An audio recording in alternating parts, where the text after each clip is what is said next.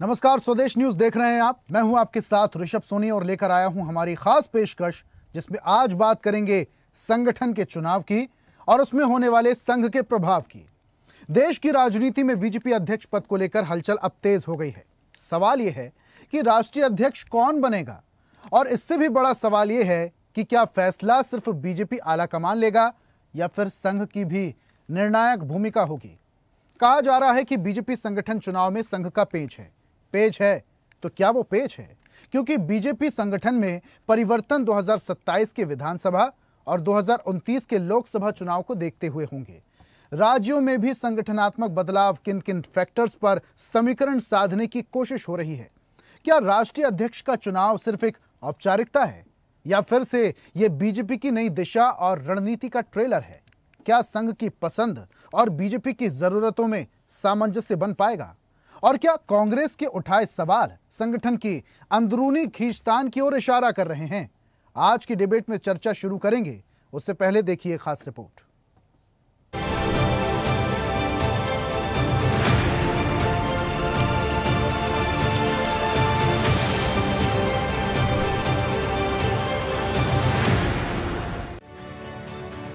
BJP का राष्ट्रीय अध्यक्ष कौन बनेगा, इस पर सस्पेंस बरकरार है। लेकिन बीजेपी ने 3 राज्यों में प्रदेश अध्यक्ष चुनाव के लिए चुनाव अधिकारी की घोषणा करके राष्ट्रीय अध्यक्ष के चुनाव की प्रक्रिया को तेज कर दिया है। महाराष्ट्र में केंद्रीय मंत्री किरेन रिजिजू, उत्तराखंड में केंद्रीय मंत्री हर्ष मल्होत्रा और पश्चिम बंगाल में रविशंकर प्रसाद को प्रदेश चुनाव अधिकारी नियुक्त किया है। बता दें कि राष्ट्रीय अध्यक्ष के चुनाव के लिए 19 राज्यों में संगठन चुनाव की प्रक्रिया पूरी होना जरूरी है। अभी बीजेपी 14 राज्यों में अपने प्रदेश अध्यक्षों के नामों का ऐलान कर चुकी है। इस हिसाब से देखें तो 5 राज्यों में संगठन चुनाव कराना जरूरी होगा। भारतीय जनता पार्टी का ये चुनावी वर्ष है। चुनावी वर्ष होने के परिप्रेक्ष्य में सभी देश के अंदर बूथ से लेकर राष्ट्रीय अध्यक्ष तक की चुनाव की प्रक्रिया है। मध्य प्रदेश के अंदर भी हमारा पूरा चुनाव सब कुछ कंप्लीट हो चुका है और ऐतिहासिक पद्धति के साथ मध्य प्रदेश ने इतिहास बनाया है कि 65,013 बूथों पर पूर्णतः चुनाव बूथ के संपन्न होकर, बूथ समिति डिजिटली इनरोल्ड होकर, मंडल से लेकर के सारे कार्य समितियां बनकर तैयार हो गई। मध्य प्रदेश भारतीय जनता पार्टी के जो चुनाव की प्रक्रिया है, प्रदेश अध्यक्ष की चुनाव की प्रक्रिया अभी 30 तारीख, 1 तारीख और 2 तारीख को संपन्न होगी। हमारे चुनाव के प्रभारी आदरणीय धर्मेंद्र प्रधान जी 1 तारीख को पहुंचेंगे और इस नाते से जो शेष बचा हुआ काम है वो भी 2 तारीख को मध्य प्रदेश के अंदर पूरा होगा। आखिर बीजेपी संगठन चुनाव में संघ का पेंच किस वजह से फंसा हुआ है, ये भी जान लेते हैं। संघ ऐसा अध्यक्ष चाहता है जो संगठन को मजबूत कर सके। राजनीतिक संदेश या चेहरा दिखाने के बजाय उसमें संगठनात्मक क्षमता हो। 4 से 6 जुलाई के बीच दिल्ली में संघ की अखिल भारतीय प्रांत प्रचारकों की बैठक है।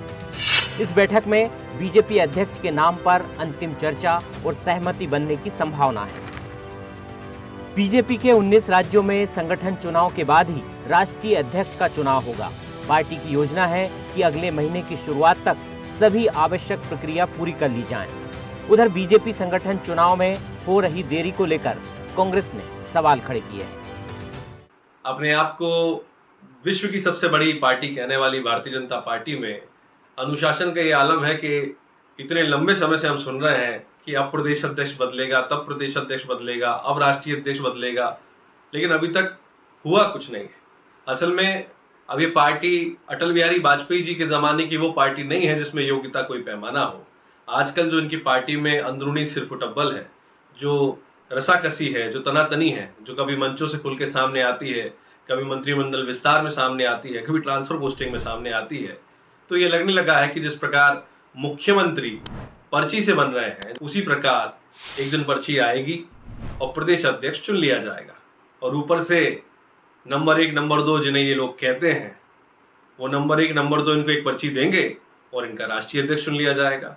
तो कांग्रेस की कोई खासी रुचि नहीं है कि इनके यहाँ कौन बनता है कौन नहीं बनता, लेकिन ये भाजपा के कर्मठ और ऊर्जावान वो कार्यकर्ता, वो नौजवान जो संघर्षशील हैं उस पार्टी में, उनके साथ जरूर कुठाराघात है कि पर्ची सिस्टम से योग्यता भाजपा में अब कोई पैमाना नहीं रह गया।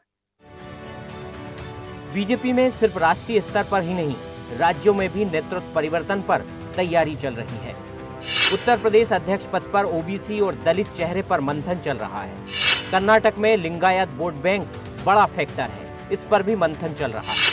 महाराष्ट्र में रविंद्र चव्हाण को कार्यकारी अध्यक्ष बनाया गया है। चव्हाण को ही पूर्णकालिक अध्यक्ष बनाया जा सकता है क्योंकि वो सीएम फडणवीस के करीबी हैं। मध्य प्रदेश में जातीय संतुलन साधना अहम होगा। गुजरात में भी क्षेत्रीय संतुलन पर जोर दिया जा रहा है। कुल मिलाकर बीजेपी में राष्ट्रीय अध्यक्ष से लेकर प्रदेश नेतृत्व तक के बदलाव सिर्फ चेहरों की अदला बदली नहीं है, बल्कि ये संगठन की दिशा, रणनीति और आगामी चुनावी तैयारियों को तय करेंगे। इस पर संघ और पार्टी आलाकमान को जल्द ही सहमति बनानी होगी, वरना संगठन में असमंजस और मतभेद गहरे हो सकते हैं। विजय नंदन, स्वदेश न्यूज।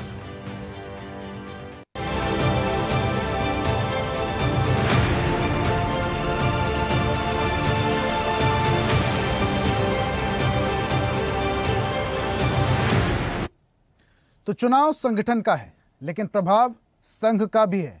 इसको लेकर विपक्ष लगातार निशाना भी साध रहा है कि इतना लंबा वक्त हो गया है, भाई साहब अभी तक राष्ट्रीय अध्यक्ष क्यों नहीं चुन पाए। और वहीं बीजेपी की तरफ से कई सारे तर्क दिए जा रहे हैं। अभी कुछ समय पहले की अगर मैं बात करूं तो गृह मंत्री अमित शाह ने भी स्पष्ट किया था कि यहां ये वो पार्टी है कि कार्यकर्ता भी एक छोटा सा राष्ट्रीय अध्यक्ष बन सकता है, तो समय तो लगेगा ही, लेकिन कितना समय, आज इसी पर हम चर्चा करेंगे। हमारे साथ कुछ मेहमान जुड़ रहे हैं, उनका परिचय आपसे करवाता हूं। बीजेपी नेता महेश वर्मा हमारे साथ हैं। महेश जी, बहुत स्वागत है आपका। राष्ट्रीय प्रवक्ता कांग्रेस से डॉक्टर शिवानंद होलियारकर हैं। शिवानंद जी, आपका भी बहुत बहुत स्वागत करता हूं। आरएसएस विचारक दिनेश उपाध्याय हमारे साथ। दिनेश जी, आपका भी बहुत स्वागत है।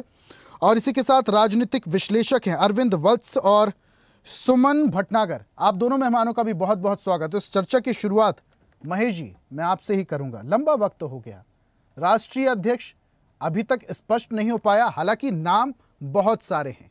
गृह मंत्री कह चुके हैं कि ये वो पार्टी है कि कार्यकर्ता भी राष्ट्रीय अध्यक्ष बन जाता है, प्रदेश अध्यक्ष बन जाता है। तो भाई साहब समय तो लगेगा, लेकिन समय निर्धारित कर देते, कितना वक्त लगेगा महेश जी?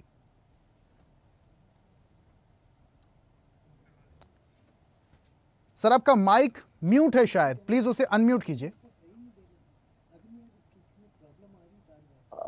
धन्यवाद आपका आज के लिए। और मैं आपको ये दावे के साथ कह सकता हूँ, साक्ष्य के साथ कह सकता हूँ कि इस देश में लोकतंत्र में जो राजनीतिक पार्टियां हैं, उनमें अगर कहीं राष्ट्रीय अध्यक्ष की जो चयन प्रक्रिया है या जो उसका निर्वाचन की जो प्रक्रिया है, उसके ऊपर अगर 100% अगर कोई पार्टी खरी उतरती है तो वो भारतीय जनता पार्टी।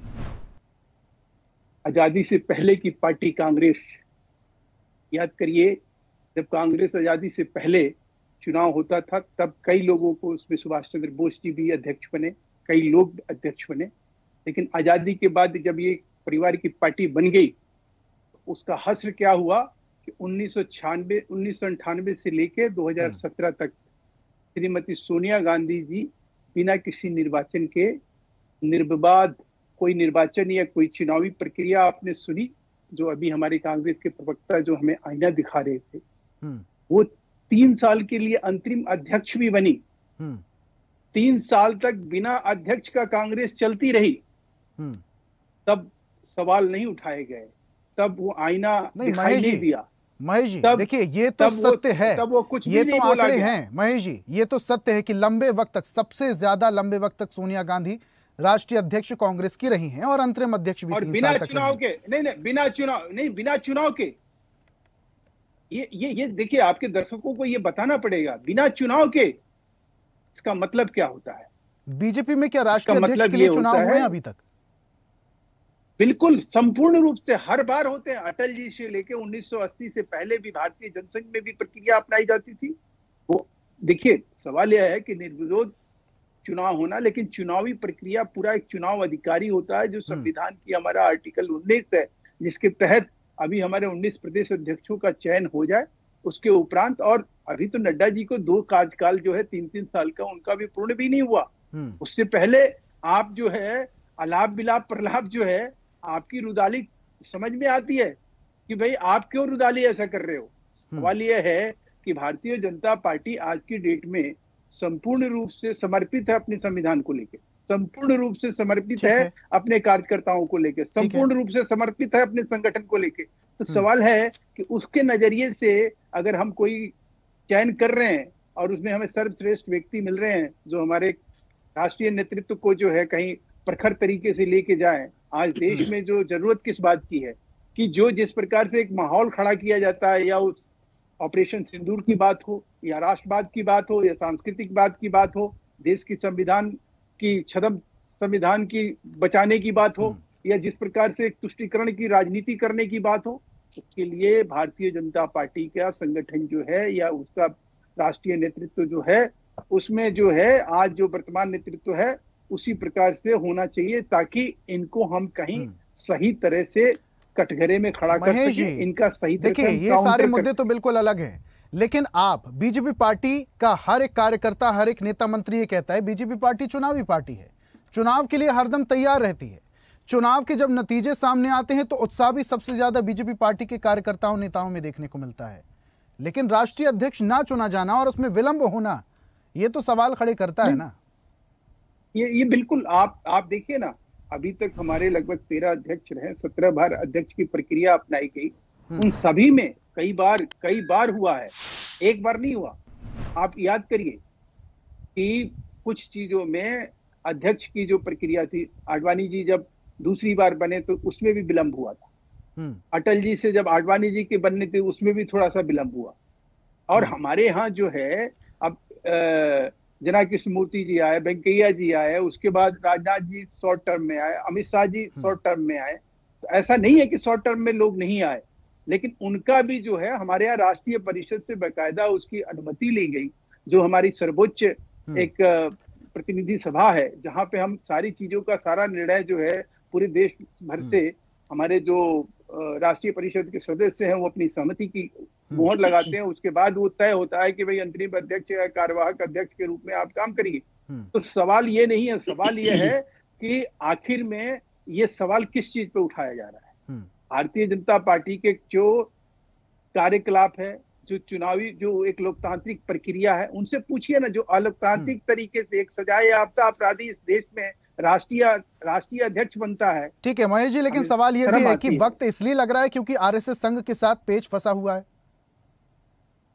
नहीं देखिए, फिर कहने की बात जो है, हम ये नहीं कह रहे हैं कि जो गौरव जी ये जो चीज आप लोग कहते हैं या जो एनालिसिस होता है इसमें कोई दो राय नहीं है। देखिए, संघ के एक प्रतिनिधि के रूप में हमारे यहाँ संगठन महामंत्री होते हैं, संघ के प्रचारक होते हैं, इसमें कोई दो राय नहीं है। बीजेपी के संविधान में तो कोई जिक्र नहीं है आरएसएस का हस्तक्षेप का, लेकिन हस्तक्षेप तो रहता है। हस्तक्षेप का नहीं, सुनिए मैं फिर से कह रहा हूँ कि चुनावी प्रक्रिया जो हमारे यहाँ अपनाई जाती है, जो बीजेपी का भारतीय जनता पार्टी का जो संविधान है, जो आर्टिकल 19 है, 19 अनुच्छेद 19 को पढ़िए आप स्पष्टता के साथ, उसमें सभी चीजें हैं और किसी तरह का अभी फिलहाल में कोई ऐसा उल्लंघन या किसी प्रकार का वायलेशन जो संविधान का, भारतीय जनता पार्टी के संविधान का है, उसका कोई उल्लंघन नहीं है। अभी जो कुछ भी हम कर रहे हैं उसमें किसी प्रकार से हमें, मुझे नहीं लगता कि उसमें अगर थोड़ा विलंब हो रहा है और विलंब से अगर हम अच्छी विचार विमर्श संगठन से अगर आरएसएस से हम करते हैं तो उसमें क्या कोई अपराध है, कोई बुराई है?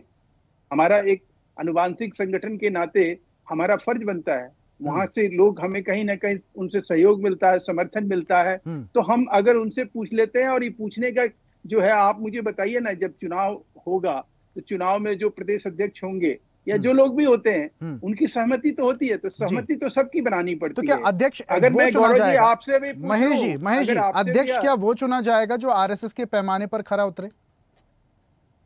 नहीं देखिए, ये बातें कहीं तो जरूर जाती है। देखिए, अभी तक जो फहरिस्त है अध्यक्ष की, राष्ट्रीय अध्यक्ष की, उनका संघ पृष्ठभूमि रही है। और संघ इस देश में ऐसा थोड़ी है, हमारा राष्ट्रवाद का अलग जगाने वाला एक संगठन है। हम नतमस्तक हैं उनके कार्यकलाप से, हम उनके जिस प्रकार से वो सामाजिक कामों को जिस तरह से तवज्जो देते हैं, क्या वनवासी कल्याण आश्रम कोई चलाता है, क्या जंगलों में स्कूल चलाता है कोई, क्या सेवा की दृष्टि से देश भर में लाखों स्कूल चलाए जाते हैं, करोड़ों बच्चे पढ़ के निकलते हैं क्या? महेश जी, चरित्र और निर्माण भी का बहुत काम सारे किया मेहमान जाता है हैं, क्या? उन्हें भी चर्चा में शामिल करते हैं। रुक करता हूं मैं, राजनीतिक विश्लेषक है हमारे साथ सुमन भटनागर जी। सुमन जी, जिस तरीके से सिनेरियो चल रहा है, कई सारे सवाल खड़े हो रहे हैं। वो पार्टी जो अपने आप को विश्व की सबसे बड़ी पार्टी कहलाती है या कहती है, वो राष्ट्रीय अध्यक्ष चुनने में इतनी देरी क्यों कर रही है? क्या ये वजह कि संघ के साथ पेच फंसा हुआ है? क्या ये वजह कि राष्ट्रीय अध्यक्ष वो चुना जाए जो संघ की कसौटी पर खरा उतरे? सुमन जी, सर आपने माइक म्यूट कर रखा है, प्लीज उसे अनम्यूट कीजिए। सुमन जी,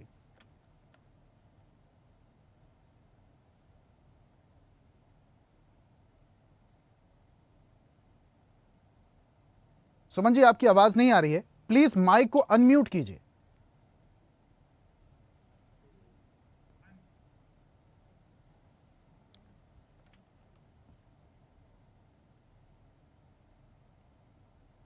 सुमन जी सुन पा रहे हैं? मेरी आवाज शायद जी अब आ रही है सर, प्लीज बात रखिए। ।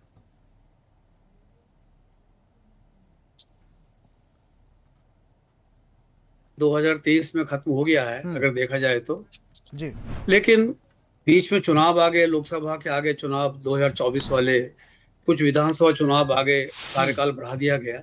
ठीक है, मुझे ऐसा लगता है कि भाजपा एक कैडर बेस्ड पार्टी है। ये ठीक है, विश्व की बड़ी पार्टी है, जैसे अभी महेश जी बता रहे थे, डेफिनेटली है, इसमें कोई दो राय नहीं है, लेकिन कैडर बेस्ड पार्टी है और इसके फैसले मेरा ख्याल कभी आपस में ऐसा नहीं होता कि जैसे और पार्टियों में आपस चुनौती हो जाती है, खींचातानी हो जाती है। जो ऊपर से फैसला होगा वो संघ करे बैठकर, भाजपा बैठकर करे, जो भी तय होगा मेरा ख्याल वो डेफिनेटली वही नाम आगे चलने वाला है। अभी 4 से 6 जुलाई को संघ के जो अखिल भारतीय प्रांत प्रचारक है उनकी एक बैठक दिल्ली में होने वाली है। उसमें संघ चालक मोहन भागवत भी आएंगे, सर कारवा होसपल्ली भी आएंगे। तो मुझे लग रहा है कि संघ इसमें काफी हद तक इसमें अपनी फैसला ले लेगा कि भी किसको बनाया जा सकता है।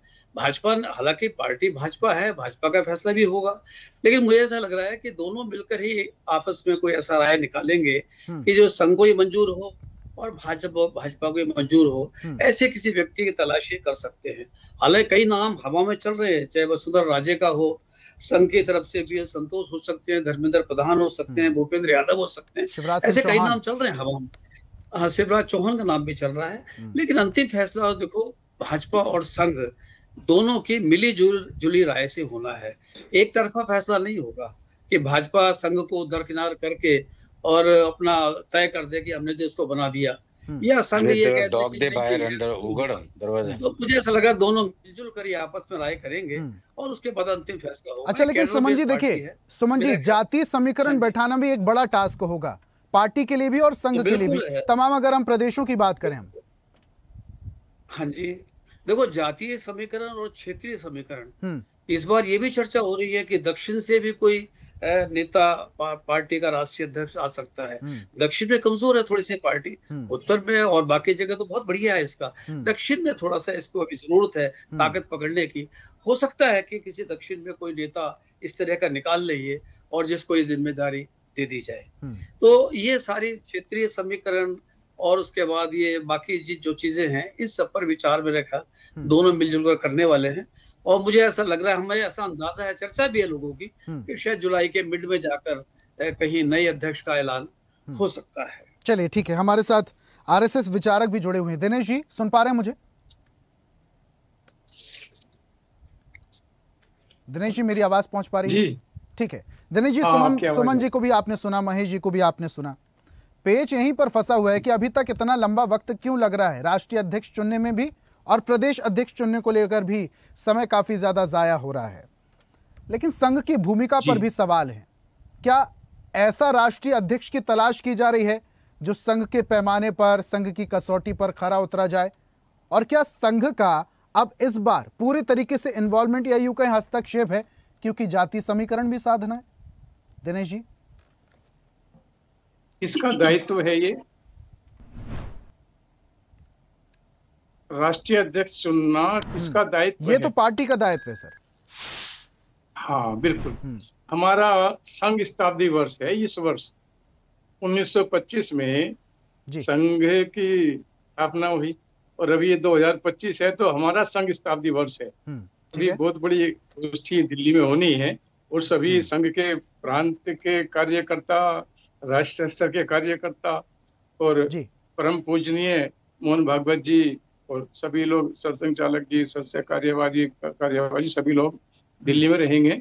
चिंतन होगा सामाजिक समरसता का, सामाजिक सद्भाव का, परिवार प्रबोधन का और राष्ट्र के अंदर सांस्कृतिक कार्यक्रम, हमारी शाखाएं किस तरह से बढ़े, शाखा सही तरह से लगे, व्यक्ति निर्माण हो, राष्ट्र निर्माण हो, समाज निर्माण हो, उसके ऊपर चिंतन बैठक है ये। उसी के ऊपर हम लोग कार्य कर रहे हैं कि ये संघ शताब्दी वर्ष हमारा एक अच्छी तरह से हम लोग उसको कर पाए। बस इतना ही अपना कार्य है जी। इससे अलावा कोई चिंतन, कोई कार्य संघ करता नहीं और ना ही किसी संगठन में हस्तक्षेप किया, ना आगे करेंगे, ना अपना ये कार्य। ठीक है, लेकिन दिनेश हमारा कार्य तो किसी प्रकार का कार्य है दिनेश जी। लेकिन देखिए, बीजेपी के संविधान की अगर मैं बात करूं तो वहां पर उसमें कोई जिक्र नहीं है आरएसएस के हस्तक्षेप का, लेकिन कई बार ऐसा देखने को मिलता है, हस्तक्षेप तो दिखाई देता है। इस पर क्या कहेंगे सर? क्योंकि आरएसएस की भूमिका भी राष्ट्रीय अध्यक्ष को नियुक्त करने या तय करने में बड़ी भूमिका रही है। भारत की पवित्र भूमि के अंदर रहने वाले सभी मेरे मित्र, भाई और भगिनी, सभी को अपनी अभिव्यक्ति की आजादी है, विचार सब दे सकते हैं, सब स्वतंत्र हैं, अच्छी बात है, देना चाहिए, लेकिन वो उनका विचार हो सकता है। आप सभी लोग महत्वपूर्ण और श्रेष्ठ लोग हैं, राष्ट्र के अंदर रहते हैं, अलग राजनीतिक दलों में कार्य करते हैं, अब अपना विचार सभी लोग दे सकते हैं। लेकिन मेरा तो सिर्फ यही है कि संघ के जितने कार्य इस वर्ष हुए, अभी हमारे जो प्रशिक्षण वर्ग हैं, अभी लंबे समय से अभी पूरा महीना चलता रहा, अभी भी चल रहे हैं। प्रत्येक वर्ष जब हमारे प्रशिक्षण वर्ग समाप्त होते हैं तो एक बार चिंतन बैठक हर वर्ष होती है। वो प्रथम वर्ष विशेष है, प्रथम वर्ष सामान्य है, द्वितीय वर्ष है, प्राथमिकी है, या ये अभी हमारा आज 27-28 29 3 दिन का जो प्रवेश हमने नया स्टार्ट किया है, ये वो वर्ग चल रहे हैं। तो सारे वर्ग समाप्त होने के बाद इस वर्ष संघ शताब्दी वर्ष में जो कुछ लोग नया संघ का कार्य करना चाहते हैं समाज निर्माण के लिए, अपने घर से अलग रह करके, तो उस तरह के नाम भी कुछ गए हैं इस वर्ष में। संघ के जो बना तिहाड़ गांव में संघ प्रशिक्षण वर्ग लगा था, मैं उसमें रहा हूँ। संघ प्रशिक्षण वर्ग 15 दिन का था, तो वही चिंतन रहा सबका। लेकिन ये जो आप चर्चा कर रहे हैं, ये दूर दूर तक उस दौरान कोई चर्चा हुई नहीं, सिर्फ शाखाएं कैसे बढ़े और हम लोग सांस्कृतिक कार्यक्रम कैसे कर सकते हैं, हम लोग अपना जो नए नए आयाम है जाति प्रथा का जो देश के अंदर वो हो रहा है, हम लोग जाति दूर करें। एक बयान का जिक्र करना चाहूंगा मैं, दिनेश जी, एक बयान का जिक्र करना चाहूंगा। तारीख थी सितंबर 2024 का वो वक्त था, जेपी नड्डा ने भरे मंच से ये कहा था कि अब बीजेपी पार्टी बड़ी हो चुकी है, अब संघ की जरूरत नहीं है। पहले फिर इसका मतलब स्पष्ट है कि पहले तो जरूरत थी, और जिस तरीके से हस्तक्षेप होता है, जिस तरीके से इन्वॉल्वमेंट संघ का बीजेपी पार्टी में होता है, या बीजेपी पार्टी के अंदरूनी चुनाव हो, किसी को पद देना हो, उसमें इन्वॉल्वमेंट की बात करें तो वो भी होता है। एक लाइन उन्होंने बोली है, उनका ये विचार हो सकता है, लेकिन ये लाइन भारी थी। तो कभी ये चर्चा नहीं। देखो, मैं आपको अभी कहा है, माननीय नड्डा जी ये वोटर हैं भारत के और कार्यकर्ता हैं संगठन के। वर्तमान में दायित्व सभी का परिवर्तन होता रहता है और कितने सारे संगठन काम कर रहे हैं भारत के अंदर, सभी को अपनी आजादी है, अभिव्यक्ति की आजादी सबको है। इसलिए उन्होंने जो कहा अच्छी बात है, आज परिवार मजबूत हुआ है तो बहुत अच्छा है, होना चाहिए, सबका परिवार मजबूत होना चाहिए। और अगर किसी की परिवार की बात तो आप कर रहे थे दिनेश जी, आरएसएस की तरफ से प्रतिक्रिया सामने आई थी कि भाई परिवार है, कोई भी मसला होगा आपस में बैठ के तय कर लेंगे। लेकिन जेपी नड्डा का ये कह देना कि अब जरूरत नहीं है, बीजेपी पार्टी बड़ी हो चुकी है, तो ये तो घमंड भी झलकता है ना। नहीं, घमंड बिल्कुल नहीं है। अगर आपके परिवार में 4 लोग हैं, 8 लोग हैं, रिश्तेदार है, भाई है, बहनों है, चाचा है, ताऊ है, होता है, कोई आदमी कहे जी आज मैं बहुत ज्यादा अच्छा हूँ और मैंने नई गाड़ी खरीद ली, नई बिल्डिंग बना ली, मेरे बच्चे मजबूत हो गए, तो अच्छा है, घमंड नहीं है ये, अच्छा है, मजबूत हो गए थे, उन्होंने अपना बताया ना, हम लोग मजबूत हो गए। अब आपका कोई बेटा विदेश में जाके सर्विस करे या बड़ी फैक्ट्री लगा ले, तो आप कहेंगे मेरा बेटा आज 2 लाख रुपए महीना कमाता है, 5 लाख कमाता है, तो हमें आज इस पड़ोसी की भाई पहले जरूरत थी, आज नहीं है, तो अच्छी बात है ना जी, ये खुश होना चाहिए सबको। चलिए, आज एक जो है मजबूत ठीक है, हुए, बहुत बढ़िया है, इस खुशी है मुद्दे सब। पर कांग्रेस की भी प्रतिक्रिया ले लेते हैं। हमारे साथ शिवानंद जी जुड़े हुए हैं। शिवानंद जी सुन पा रहे हैं? जी सोनी साहब। जी शिवानंद जी, ये मुद्दा इन दिनों राजनीतिक हलकों में काफी ज्यादा गरमाया हुआ है कि क्यों नहीं राष्ट्रीय अध्यक्ष तय अभी तक हो पाया। मध्य प्रदेश की बात करें, जाति समीकरण साधना बहुत ज्यादा जरूरी है। उत्तर प्रदेश में चलिए ठीक है, लेकिन बाकी के जो स्टेट है, महाराष्ट्र, पश्चिम बंगाल और उत्तराखंड, यहाँ पर जो नियुक्ति अधिकारी भेजना चाहिए वो तो तय हो चुके हैं नाम। मध्य प्रदेश में अभी तक ऐसा कुछ है नहीं। हालांकि जिक्र चल रहा है 2 जुलाई को शायद धर्मेंद्र प्रधान जी आए, लेकिन अभी भी पेच फंसा हुआ है। पेच क्यों फंसा हुआ है? जिक्र चल रहा है कि आरएसएस का हस्तक्षेप, इन्वॉल्वमेंट, ऐसा कोई चेहरा जो बीजेपी की जो जरूरत है वो भी पूरी कर पाए और आरएसएस की जो विचारधारा है और जो कसौटी है उस पर खरा उतर पाए। क्या कहेंगे सर, क्यों समय लग रहा है बीजेपी को राष्ट्रीय अध्यक्ष चुनने में? जी 2014 से लेके 2025 तक नरेंद्र मोदी जी आरएसएस को बोला था कि मेरे को फ्री हैंड रखो, मैं गवर्नमेंट चलाऊंगा। तो आरएसएस ने नरेंद्र मोदी जी को फ्री हैंड रखा। उसके बाद नरेंद्र मोदी जी ने दूसरा दावपेच खेला कि मैं प्रेसिडेंट भी अपना आदमी बनाया, अमित शाह जी को, राजनाथ सिंह को हटा के अमित शाह जी को बनाया। उसके बाद अपना ही कठपुतली जेपी नड्डा जी को बनाया। उसके बाद 3 साल हो गए, बीजेपी में या नरेंद्र मोदी और अमित शाह या आरएसएस में दम नहीं है प्रेसिडेंट बनाने के लिए। ये संविधान का हत्या हो रहे। दूसरी बात, नरेंद्र मोदी जी 75 ईयर हुआ है, उसका रिटायरमेंट तय हुआ है। वो बचाने के लिए नागपुर 11 साल के बाद आरएसएस कार्यालय में आके चले गए, रिक्वेस्ट किया मोहन भागवत जी आरएसएस का जो भी उनके अंतर्गत जो है, रिक्वेस्ट करके मेरे को जरा और 1-2 साल बढ़ाओ करके। आरएसएस ने बोला नहीं, आपका टाइम खत्म हुआ, अभी दूसरे को चांस दे दो। अभी मेरे पास जो जानकारी आया है, नंबर 1 पे देवेंद्र फडणवीस जी का नाम चल रहे। एक ब्राह्मण है, लॉयर है और आरएसएस और बीजेपी नरेंद्र मोदी जी के साथ अच्छा उसका उठना बैठना है। सुमन जी भी जिक्र कर रहे थे दक्षिण से भी इस बार राष्ट्रीय अध्यक्ष हो सकते हैं। नंबर 1 पे देवेंद्र फडणवीस जी है, नंबर 2 पे भूपेंद्र यादव जी है। भूपेंद्र यादव जी इसलिए है कि उत्तर प्रदेश में अखिलेश यादव जी जो इलेक्शन यादव कम्युनिटी से आते हैं, तो उधर उनको रोकने के लिए भूपेंद्र यादव जी का एंट्री कर सकते हैं। ओबीसी नेता है। बिहार में आने वाले इलेक्शन में ओबीसी यादव वर्ग ज्यादा है, इसलिए भूपेंद्र यादव जी का नाम तय हो सकता है। एक महिला साउथ की निर्मला सीतारमण का तय किया था, लेकिन Nirmala Sitharaman finance minister failure है, इसलिए वो लोग डेयरिंग नहीं कर रहे। दूसरी बात देखिए, मेरे को ऐसा लग रहा है नरेंद्र मोदी और अमित शाह को ये डर है कि कोई आरएसएस का आदमी उधर संजय जोशी आके बैठ गया है, उधर कैप्टन बना है, तो हमारा मोदी रिजाइन देना तय होगा। इसलिए संजय जोशी का आरएसएस ने नाम लाया था, लेकिन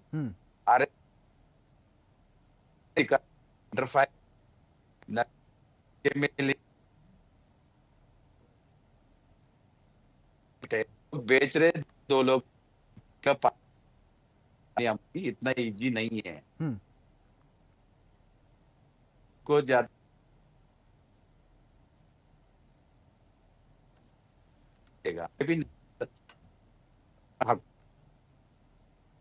शिवानंद जी, आपकी आवाज स्पष्ट तौर पर नहीं आ रही है। जी शिवानंद जी, आपकी आवाज स्पष्ट नहीं आ रही। ठीक है, वापस से आऊंगा आपके पास, जल्दी वापस आऊंगा आपके पास। अरविंद जी का रुख कर लेता हूं जल्दी से मैं। ठीक है, बोलिए शिवानंद जी, आवाज आ रही, प्लीज बोलिए।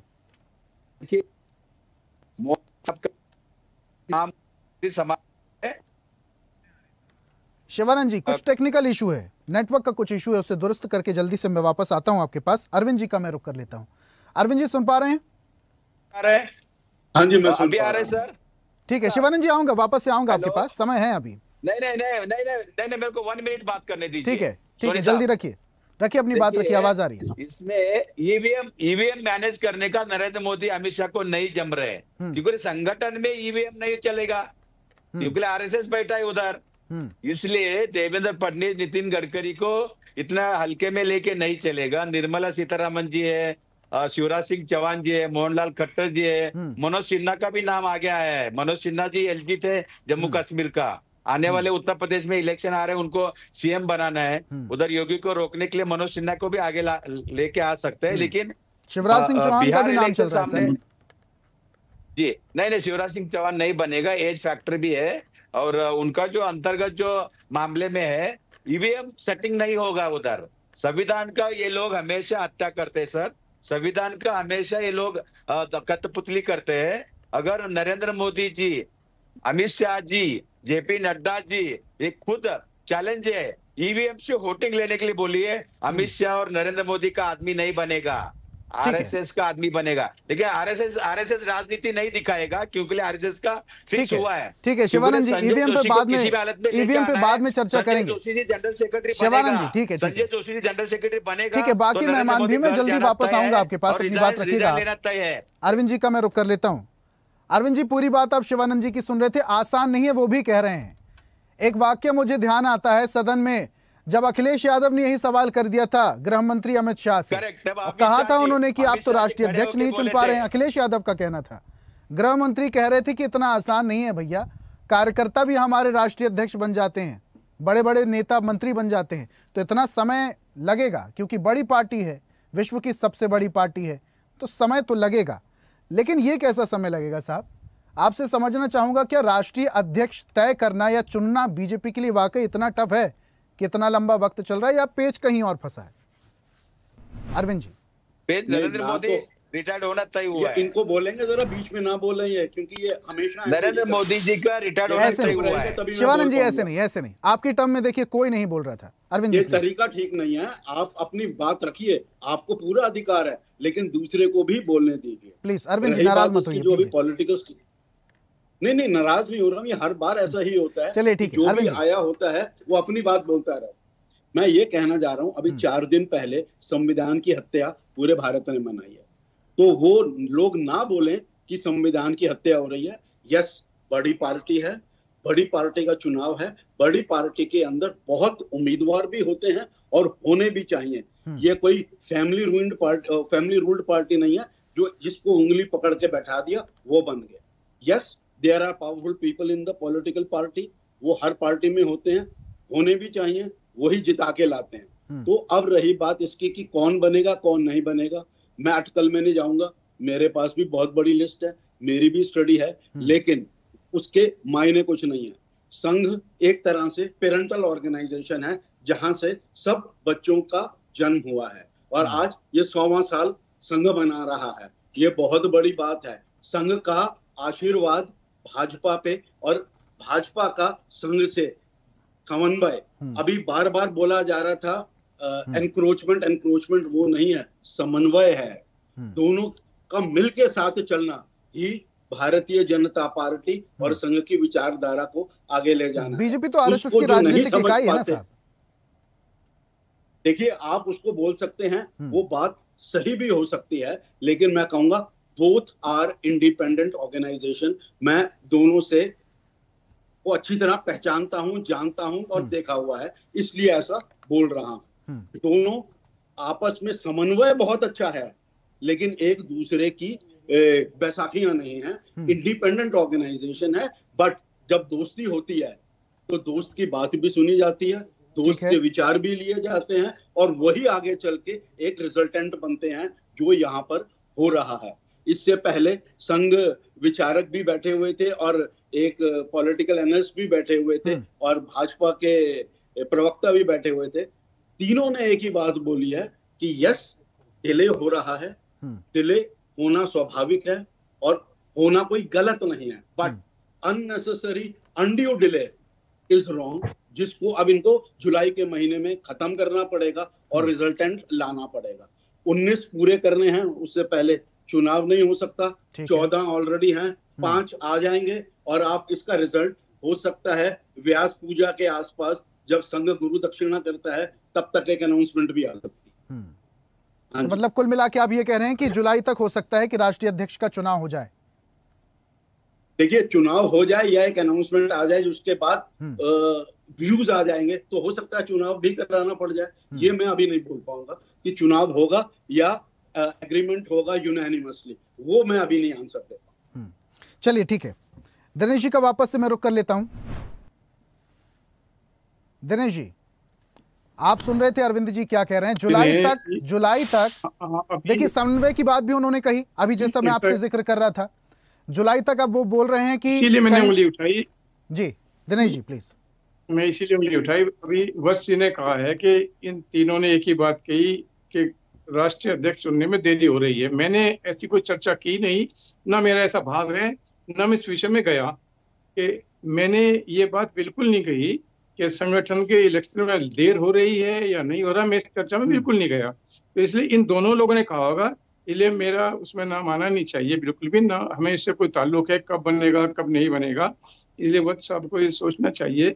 लेकिन दिनेश जी हम इसी विषय पे आज चर्चा कर रहे हैं कि आखिर देखिए देरी तो हो रही है। हाँ। देरी हो रही है तो क्यों हो रही है? नहीं तो हमने नहीं ये बात कही ना जी। ये बात मैंने ये दरअसल क्या ये बात मेरे पाले में नहीं आनी चाहिए।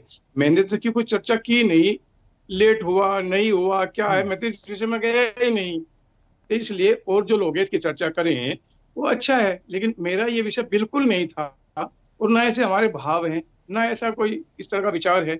एक राजनीतिक दल है, उनकी परंपरा है, प्रक्रिया है, जैसे करेंगे उनका मन करेगा कर लेंगे। हमारा इससे कोई लेना देना बिल्कुल नहीं है। वो उनकी एक परंपरा है, वो करेंगे जैसा उनका अच्छा लगेगा।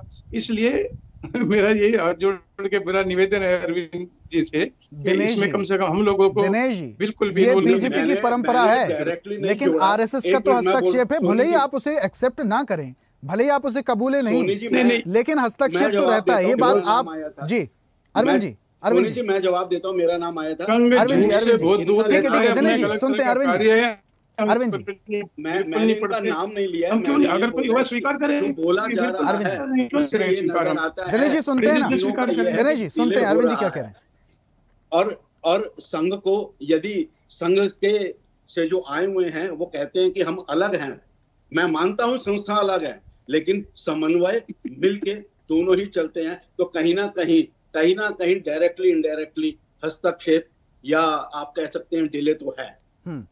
ठीक है, ये मैं शिवानंद जी हंस रहे हैं, कुछ कहना चाह रहे हैं शिवानंद जी। अभिव्यक्ति आजादी सबको मैंने ठीक है दिनेश जी, आप ये नहीं बोल रहे हैं कि आपने सब कुछ कहा, लेकिन देखिए बात इसी विषय पर हो रही है कि डिले तो हो रहा है, राष्ट्रीय अध्यक्ष अभी तक नहीं चुना गया। शिवानंद जी। सोनी साहब देखिए, आरएसएस कभी भी राजनीति हम कर रहे हैं कभी भी दिखाएंगे नहीं, ये 100% कंफर्म है। आरएसएस की तय हुआ है, वो क्या करना है क्या नहीं उनका अंतर्गत मामला है। क्योंकि राजनीति करने के लिए उनकी राजनीतिक इकाई है ना, बीजेपी पार्टी है और भी बहुत सारे नहीं आरएसएस कभी भी राजनीति करते नहीं है, ये ध्यान से सुनिए। क्योंकि उन्होंने राहुल गांधी जी को आरएसएस कार्यालय बुलाया था, प्रणब मुखर्जी को बुलाया था। कभी भी राजनीति ऐसा नहीं है। अगर आरएसएस अगर चाहा ना नरेंद्र मोदी जी को 2 मिनट में नीचे लेके आ सकते, लेकिन राजनीति आरएसएस करते नहीं, एक पक्का है। दूसरी बात मैं एक डंके के साथ बोलता हूँ, नरेंद्र मोदी जी घर जाना तय हुआ है, 75 ईयर हो गया है। उधर देवेंद्र फडणवीस जी को प्राइम मिनिस्टर बनाना तय हुआ है, लेकिन 100% अभी इसलिए नरेंद्र मोदी अमित शाह जी अध्यक्ष चेंज नहीं करेंगे, जेपी नड्डा जी को रिपीट करेंगे, क्योंकि उनका ट्रस्टवादी आदमी दूसरा कोई नहीं दिख रहे हैं। क्योंकि कल आके बंगारू लक्ष्मण बन गए तो क्या कर सकते हैं? आपको पता है बीजेपी कितना भ्रष्ट पार्टी है। बंगारू लक्ष्मण को पैसा लेते समय पकड़े गए थे, उनको हटाया गया। और दूसरी बात, आने वाले चुनाव में बिहार हो, उत्तर प्रदेश हो, पश्चिम बंगाल में हो, तो इसलिए मेरे को ऐसा जो कंफर्म आ रहा है, देवेंद्र फडणवीस, मोहनलाल खट्टर जी और भूपेंद्र यादव जी तीनों में से एक बन सकता है। क्योंकि मेरे को ज्यादा लग रहा है कि देवेंद्र फडणवीस जी बनेगा, क्योंकि दोनों भी बीजेपी आरएसएस का उनका नाता रिश्ता अच्छा है, नागपुर से है, और उनको पता है देवेंद्र फडणवीस जी स्मार्ट और एक्टिव है। दूसरी बात, ब्राह्मण है और आरएसएस बीजेपी को कंट्रोल में वो लेके नरेंद्र मोदी जी का बहुत अच्छा सपोर्ट है उनको। तो आरएसएस से नाता है, सिर्फ इस बेस पर उनको राष्ट्रीय अध्यक्ष बना दिया जाएगा, ये कह रहे हैं आप? नहीं, मैं अभी भी बोल रहा हूँ सर, आरएसएस कभी भी राजनीति में इंटरफेयर करते रहेंगे अंडर टेबल, लेकिन ओपनली कभी नहीं करेंगे, उनका नाम कभी खराब करके नहीं लेंगे। दूसरी बात देखिए, आरएसएस कभी भी राजनीति करते समय कुछ भी नरेंद्र मोदी जी कुछ गलत कर रहे हैं, अमित शाह जी गलत कर रहे हैं, तो वो टोकेंगे, उनको समझाएंगे। आरएसएस एक गुरु के नाम से वो चलता है। दूसरी बात, वो डायरेक्टली, क्योंकि नरेंद्र मोदी और अमित शाह को ये डर है मैच फिक्सिंग करने नहीं आ रहे। वैसा महाराष्ट्र में मैच फिक्सिंग किया, हरियाणा में मैच फिक्सिंग किया, वैसा बीजेपी प्रेसिडेंट का मैच फिक्सिंग ईवीएम कैसा करो, ये उनका दिमाग नहीं चल रहा नरेंद्र मोदी जी अमित शाह की। अगर ईवीएम रहे तो फिर उनका मर्जी का आदमी प्रेसिडेंट बन सकता है, अभी उनका मर्जी का प्रेसिडेंट नहीं बनना है। चलिए ठीक है, नरेंद्र मोदी जी अमित शाह वापस से आप ईवीएम पर सवाल उठा रहे हैं। घर जाना तय है, 75 हुआ है, इसलिए 101%। एक बार फिर से देखिए सर, चुनाव है, भले ही बीजेपी के अंदरूनी चुनाव है, ये भले ही बीजेपी के अंदरूनी चुनाव है। ठीक है शिवानंद जी, ठीक है, समय थोड़ा सा कम, बाकी नहीं, बीजेपी को अभी भी आंख खुले नहीं है। नरेंद्र मोदी जी का सरकार नहीं है, 40 पार्टी लेके एनडीए सरकार है ये आप लोग बैठ के मोदी सरकार नहीं है, ये एनडीए का सरकार है, 40 पार्टी लेके चलने वाले सरकार है।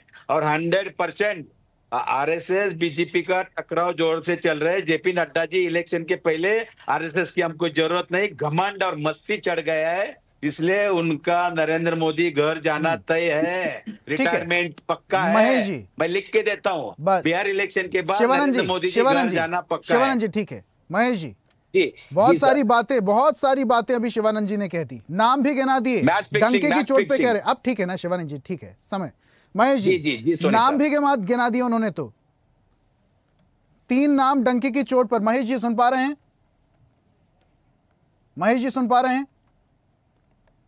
जी महेश जी 3 नाम डंके की चोट पर शिवानंद जी कह रहे हैं, और कह रहे हैं मोदी जी का घर जाना तो तय है। 3 नाम गिना रहे हैं, फडणवीस कह रहे हैं, भूपेंद्र जी कह रहे हैं, और मनोहर लाल खट्टर जी का भी नाम ले रहे हैं वो।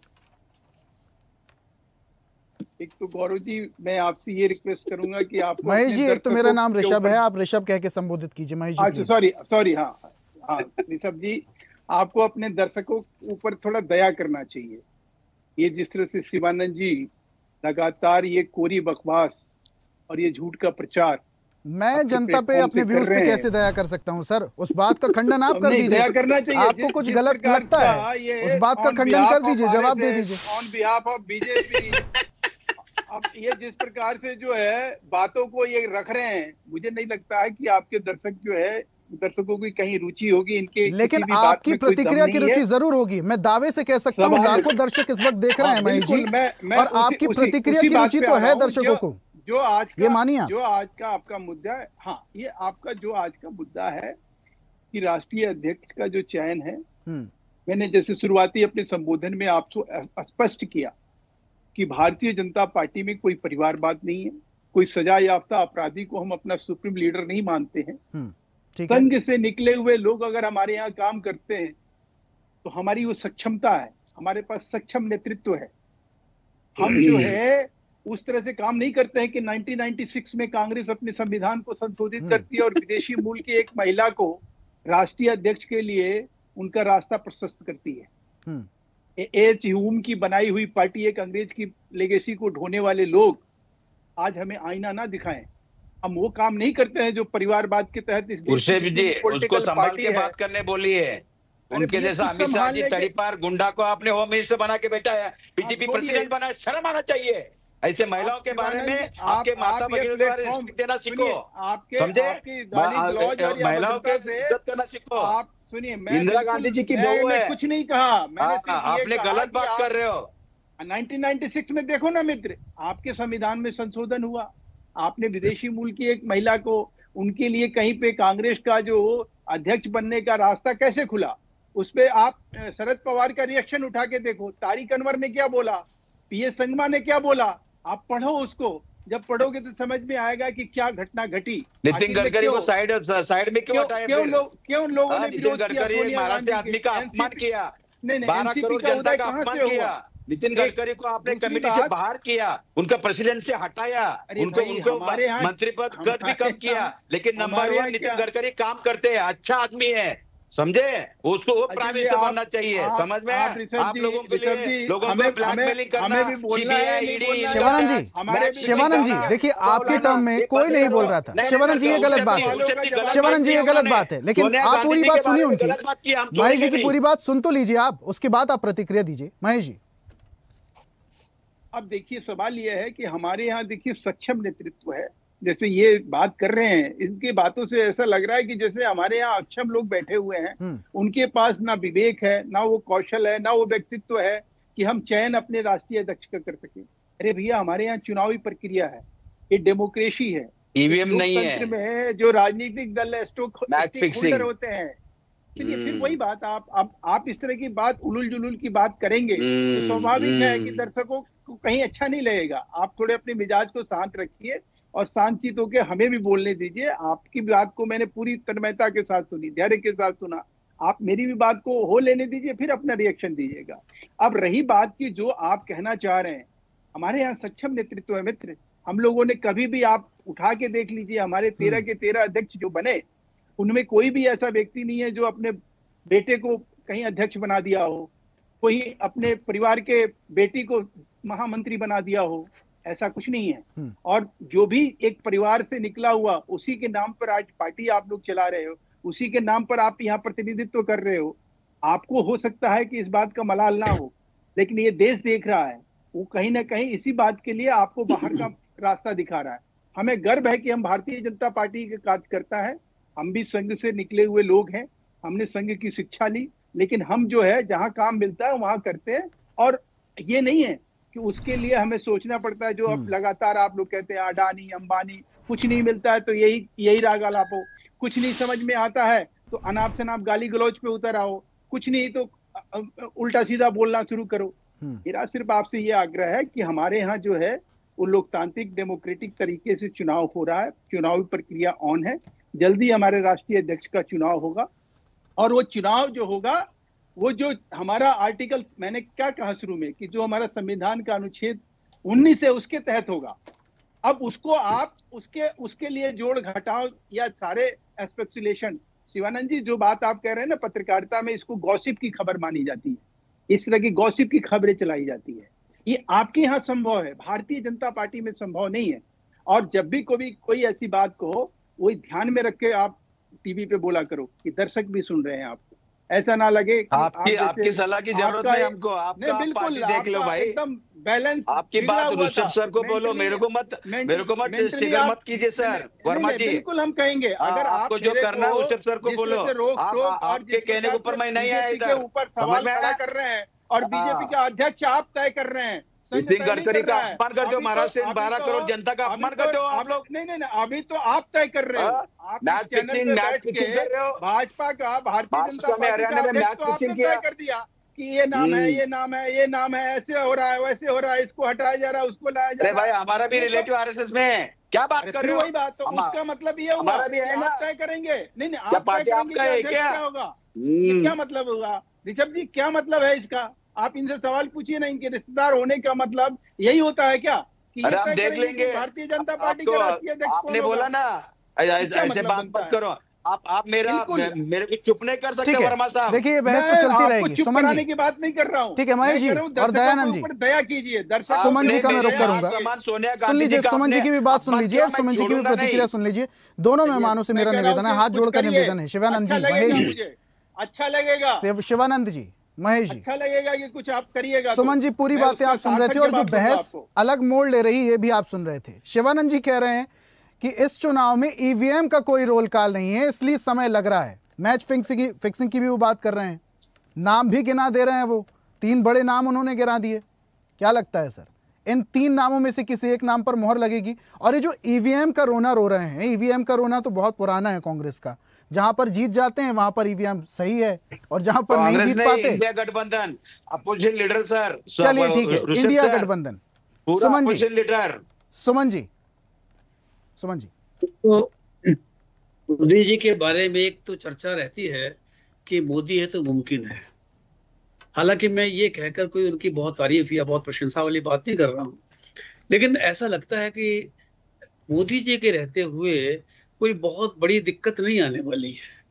वो खुद ऐसा कोई रास्ता निकालेंगे, चाहे संघ से तालमेल करें, आपस में वार्ता करें और खुद ऐसा रास्ता निकालेंगे कि अध्यक्ष को लेकर कोई ज्यादा खींचातानी, कोई ज्यादा मसला बड़ा नहीं बनने वाला है। अभी देखो चुनाव बिहार का आने वाला है। सुमन जी, जब बात राष्ट्रीय अध्यक्ष पद की हो तो सिर्फ फैसला मोदी जी का तो नहीं होगा। नहीं, देखो जिस तरह से अगर आप देखें पार्टी में, भाजपा में इस समय मोदी और अमित शाह बड़े फैसले वही ले रहे हैं इस समय, ठीक है ना। ठीक है, बाकी मंत्री भी हैं, बाकी संगठन भी है, संघ के लोग भी बीच में संगठन मंत्री के नाते बैठे हुए हैं वहां पर। लेकिन अगर आप ध्यान से सारा माहौल को देखें तो मोटे मोटे फैसले जो बड़े होते हैं वो दो ही लोगों से लिए जा रहे हैं, ये तो सबको पता है और सब जानते भी हैं।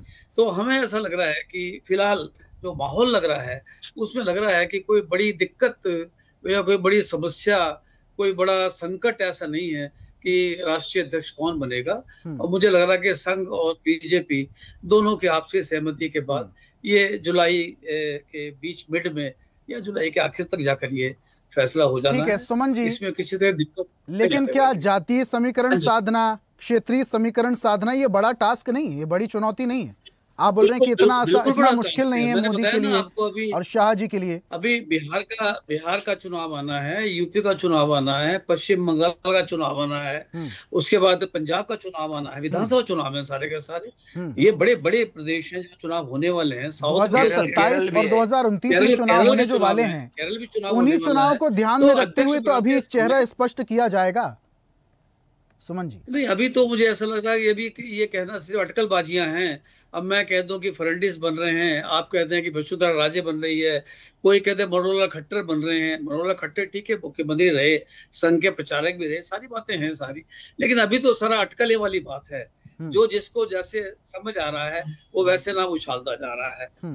हो सकता है कोई चौंकाने वाला नाम भी, जैसे कई बार मोदी जी इस तरह का फैसला कर देते हैं कि लोग चौंक जाते हैं, क्या कर दिया उन्होंने। हो सकता है कोई ऐसा नाम भी निकल कर बाहर कहीं आ जाए कि हम और आप भी चौंक जाएं, क्या हो गया भाई। तो अभी कुछ कहना ये सही और संभव भी नहीं है कि फला अध्यक्ष बनेगा, फला बनेगा, फला बनेगा, या नड्डा साहब रिपीट भी हो सकते हैं। अब सारी बातें हैं, सारी संभावनाएं हैं।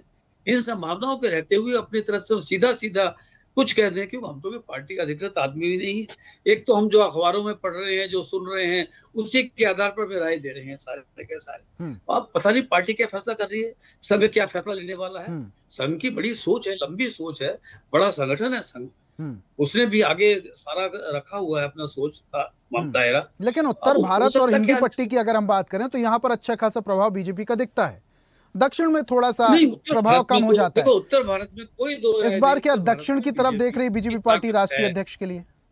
अभी पंजाब में ठीक है, पंजाब में हालांकि नहीं जमा अपना कुछ पौने जमा पा रही है बीजेपी, दिक्कत आ रही है उसको। लेकिन हमारे उत्तर भारत में ओवरऑल, जब मैं हरियाणा से बिलोंग करता हूँ, अभी चुनाव, विधानसभा चुनाव हुए हरियाणा के, सारे अखबारों में, मैं पीटीआई को बिलोंग करता हूँ, पंजाबी से बिलोंग करता हूँ, पत्रकार भी हूँ मैं, तो सभी को ये कह रहे थे भी कांग्रेस आ गई, कांग्रेस आई, हवा बन गई।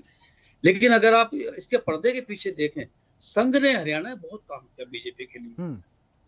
ये बीजेपी अकेली ना कहे कि हमने सरकार बना दी है, संघ ने पर्दे के पीछे इतना काम किया है कि मैं कहता हूं कि हरियाणा में जो सरकार बनी है बीजेपी की, उसमें संघ को भी बड़ा श्रेय देना चाहिए। तो हरियाणा की जो सरकार की जो गाड़ी है, उस सरकारी गाड़ी में एक पहिया संघ का और एक पहिया बीजेपी का, अगर ऐसा कहें तो गलत तो ना होगा समझ जी? नहीं, पहिए तो सारे बीजेपी की है सारे लगे हुए, लेकिन पर्दे के पीछे जो कहते हैं सपोर्ट देना, वो सपोर्ट संघ का रहा है, इसमें कोई दो राय नहीं। ठीक है, लास्ट कमेंट महेश जी का। महेश जी, समय तो लग रहा है, आप भी एक्सेप्ट कर रहे हैं, हालांकि आप कह रहे हैं कि विश्व की सबसे बड़ी पार्टी है, समय तो लगेगा ही, कार्यकर्ता ही राष्ट्रीय अध्यक्ष बन सकता है, तो समय तो लगेगा, लेकिन समय कितना लगेगा सर? देखिए, पहली बात तो यह है कि जैसे आपने ये मुद्दा उठाया, तो उसमें एक चीज जरूर आपको कहीं ऐड करना चाहिए था कि राष्ट्रीय अध्यक्ष का चुनाव की जो प्रक्रिया है वो शुरू हो गई। चुनाव अधिकारी के लक्ष्मण जी को, ये तो स्पष्ट है साहब, 14 राज्यों में अगर नाम डिक्लेयर हो चुके हैं, 5 राज्यों में भी बाकी है, हाँ, तो ये प्रक्रिया तो शुरू हो चुकी है। रही बात, प्रक्रिया शुरू हो गई है। अब उसमें जो है मतलब देर सवेर जितना भी टाइम लगता है वो हो जाएगा। अब आकलन लगाना, आकलन के आधार पे ये कह देना कि भाई कहीं से संविधान का कोई हनन नहीं हो रहा है, कहीं संवैधानिक जो प्रक्रिया है, जो पार्टी का संविधान है, देश की पहली पार्टी है जहां 33% जो है वो पार्टी पदाधिकारी जो है महिलाएं होती हैं। तो इस प्रकार की पार्टी का जो और पार्टियों से भिन्न है, और आप जैसे अभी भटनागर साहब बात कह रहे थे, देखिए संघ हो, भारतीय जनता पार्टी हो, संघ के कार्यकर्ता हो, भारतीय जनता पार्टी के कार्यकर्ता हो, या आप हो या ऋषभ जी कोई भी व्यक्ति हो, देश समाज ये सबसे पहले आगे है। आदमी का व्यक्तिगत एजेंडा लेके भारतीय जनता पार्टी का कार्यकर्ता या संघ का कार्यकर्ता काम नहीं करता है। मैं अपनी इच्छा से भारतीय जनता पार्टी में काम कर रहा हूँ, जिस दिन मुझे इच्छा नहीं होगी मैं नहीं करूंगा, लेकिन मैं समाज के लिए जीऊंगा। ये शरीर मैंने इसलिए नहीं पाया है कि मैं अपनी इस मातृभूमि के लिए जो मेरा एक फर्ज है, जो मेरी ड्यूटी है, जो कर्तव्य है, उसका कहीं निर्वहन ना करूं। अब सवाल यह है कि यहाँ आके कोरी गप हाँकता रहूं और ये बताता रहूं कि भाई देखिए राष्ट्रीय अध्यक्ष का चयन जो है इस तरह से हो चुका है, ये चीज हो चुकी है, संघ के वजह से जो है ये रुका हुआ है, संघ नहीं बोलता है इसमें, तो अब तक तय हो गया होता। देखिए ये सब बातें जो है, जब इस तरह की चीजें होती है, बड़ी पार्टी है, जब चुनावी प्रक्रिया होती है, थोड़ा बहुत जो समय लगता है, उस समय के दौरान इस तरह की गॉसिप न्यूज़ें चलती रहती है और इन सब चीजों से हमें कोई परहेज भी नहीं है। लेकिन हमारी जो सक्षमता है, हमारी जो सोच है, हमारी जो समझ है, वो एकदम संवैधानिक तरीके से चुनाव कराने की है। राष्ट्रीय अध्यक्ष का चुनाव जो होगा, जो हमारा अनुच्छेद 19 है उसके तहत होगा, और इसमें किसी प्रकार का कोई हस्तक्षेप नहीं होता है। जो भी व्यक्ति निर्विरोध चुने जाते हैं, तो सवाल यह है कि वो भी हम सहमति बना के निर्विरोध के तौर पे उनको चुना जाता है। ऐसा नहीं है कि असहमति हो, ऐसा नहीं है कि हम दिखावे के तौर पे कभी शशि थरूर को खड़ा कर देते हैं, कभी जितेंद्र प्रसाद जी को खड़ा कर देते हैं, उसके बाद चुनाव नहीं कराते हैं, उसके बाद तमाम तरह की विसंगतियां पाई जाती है। आज के डेट में कांग्रेस या कहीं भी कोई भी जो पॉलिटिकल पार्टी है जो लेगेसी के परिवार की लेगेसी के साथ चलाई जा रही है, इस देश में कोई ऐसी पार्टी बताइए ना जो भारतीय जनता पार्टी की तरह जो है चलाई जा रही है, जहां इस तरह की चुनावी प्रक्रिया को अपनाई जा रही है, ऐसा कहीं नहीं है। तो इस बात के लिए कहीं ना कहीं साधुवाद देना चाहिए कि हम देश में वो पॉलिटिकल पार्टी हैं जिनमें कहीं ना कहीं लोकतंत्र दिखाई देता है, कहीं ना कहीं मान सम्मान हर एक। चलिए, भले 3 राज्यों में चुनाव प्रभारी नियुक्त कर दिए गए हों, लेकिन बाकी के चुनाव में क्या होना, बाकी के राज्यों के लिए क्या होना और राष्ट्रीय अध्यक्ष कितनी जल्दी चुना जाता है, ये देखते हैं। महेश जी बहुत शुक्रिया हमारे साथ जुड़ने के लिए, शिवानंद जी आपका भी बहुत शुक्रिया, दिनेश जी आपका भी शुक्रिया, सुमन जी और अरविंद जी आप सभी मेहमानों का हमारे साथ जुड़ने के लिए, अपनी चर्चा में शामिल होने के लिए, अपने तर्क रखने के लिए बहुत बहुत शुक्रिया हमारे साथ जुड़ने के लिए। और आज हम बात कर रहे थे संगठन के चुनाव में संघ के प्रभाव की। प्रभाव तो है, भले प्रत्यक्ष या फिर अप्रत्यक्ष तौर पर, लेकिन विपक्ष सवाल उठा रहा है कि इतना समय क्यों लग रहा है। पक्ष का कहना है, बीजेपी का कहना है कि समय तो लगेगा भाई साहब, विश्व की सबसे बड़ी पार्टी जो है, क्योंकि यहां पर कार्यकर्ता भी राष्ट्रीय अध्यक्ष बन सकता है, लेकिन समय लगेगा क्यों और कितना समय लगेगा, पेच कहां फंसा हुआ है, कब तक फंसा रहेगा और कितनी जल्दी ये जो लंबी लिस्ट राष्ट्रीय अध्यक्ष की चल रही है, इनमें से एक नाम कौन सा फाइनल होगा, ये आने वाला वक्त बताएगा। आज की खास पेशकश में फिलहाल इतना ही। देश दुनिया के तमाम अपडेट्स के लिए बने रहिए स्वदेश न्यूज के साथ, सबसे पहले देश। और ऐसी ही ताजा खबरों के लिए लाइक, फॉलो और यूट्यूब पर सब्सक्राइब कर बेल आइकन जरूर दबाइए और हर अपडेट के लिए विजिट कीजिए स्वदेशलाइव.com।